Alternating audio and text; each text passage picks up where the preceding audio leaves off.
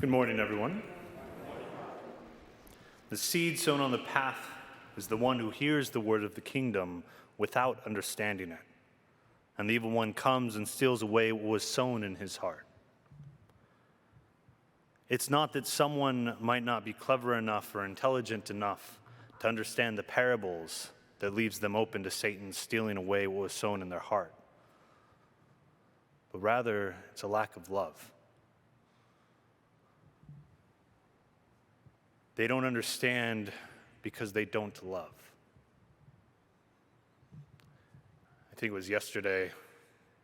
Yeah, I had day 15 yesterday. So this Mass yesterday, I was talking about how the Pharisees and the scribes were the ones, the academics, that were unable to understand parables.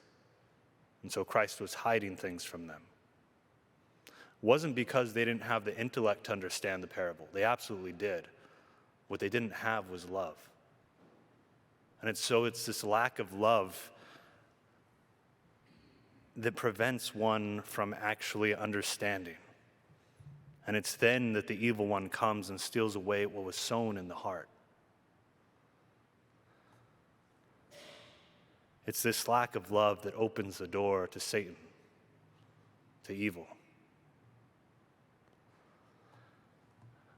I'm pretty certain I've shared this next story a number of times. I know for certain on Sundays, can't remember if I've done it on weekday masses, but like St. John, I'll probably keep sharing it up until the day I die. There's a story that comes down through tradition about St. John the Evangelist, so the beloved disciple. The beloved disciple. It's early, I'm tired, forgive me. He lived in Ephesus until an extremely old age. His disciples could barely carry him to church, and he could not muster the voice to speak many words. During individual gatherings, he usually said practically nothing, except, "Little children, love one another." The disciples and brothers in attendance became annoyed because they always heard the same words. Kind of like if you were growing up, your grandparents or maybe your parents would always say, "Oh, offer it up." And, being a kid, you was like, "Oh, that's so annoying. You always tell me to offer it up." So St. John is telling the disciples, little children love one another. And they're annoyed with this. And so finally they get to the point and they ask, "Teacher, why do you always say this?" And he replies with a line worthy of St. John.